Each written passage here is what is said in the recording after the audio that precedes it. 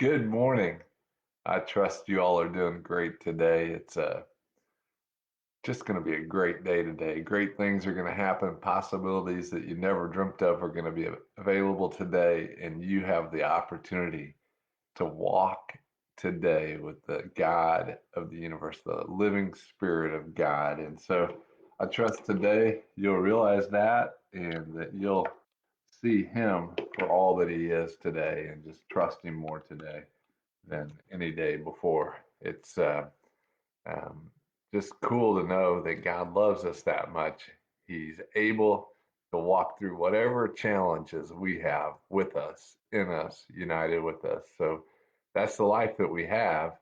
I trust that today you'll be able to walk with Him in boldness and fullness of life. So I was thinking about the Apostle Paul. I also was considering that some of you maybe don't even know his journey or his thoughts and his ideas. Paul, as a young man, thought that Christianity and those who followed Jesus was just a hoax. It was an affront to Judaism, and consequently, he spent his extra hours, his time, his passion, his energy, chasing down followers of Jesus and voting for them to be killed. And not only killed, maybe imprisoned and a lot of other things. And then one day, Paul was walking down the road to Damascus and a bright light shone, and he had um, let's say a confrontation, a introduction to Jesus. Jesus met him one on one and explained to him who he was. And from that day forward, Paul followed Jesus. He trusted him, he loved him, and he risked his life for the message that Jesus is life. And then he taught a principle. The principle is this, that one-on-one we can express the love of God to others, and that love can be multiplied in ways beyond anything that you can imagine. And he gives an example of that in 2 Timothy 2:2, if you want to read that. But today I'm in Second Timothy chapter 1 because the young man Timothy was one of the people that he mentored. And Timothy was a young guy. He had a lot of passion and a lot of enthusiasm himself. And so he was the guy that Paul was passing the torch to as Paul's life was coming to an end.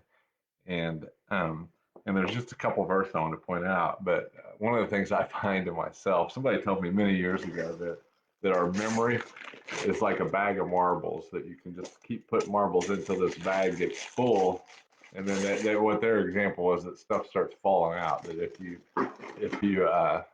you might have known something in the past, and then you don't remember it or recall it so quickly today, and so that's where that memory idea gets a little bit challenged, so that as you refresh your mind, you refresh your memory.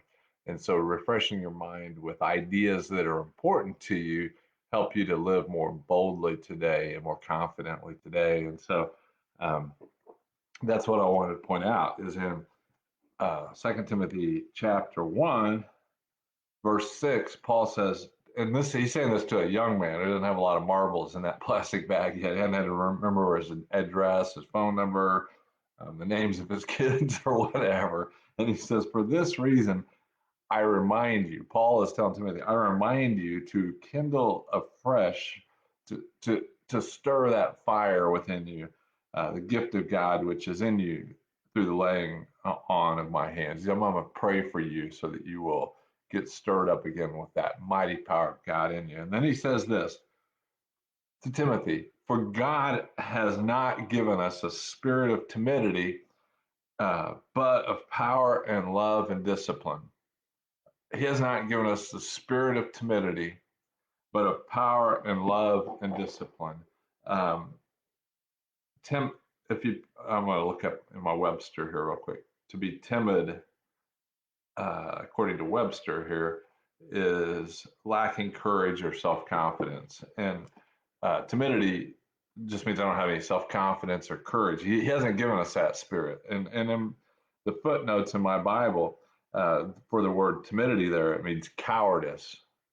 It means to be afraid, to run, to get out of Dodge when things get challenging. He has not given us that spirit.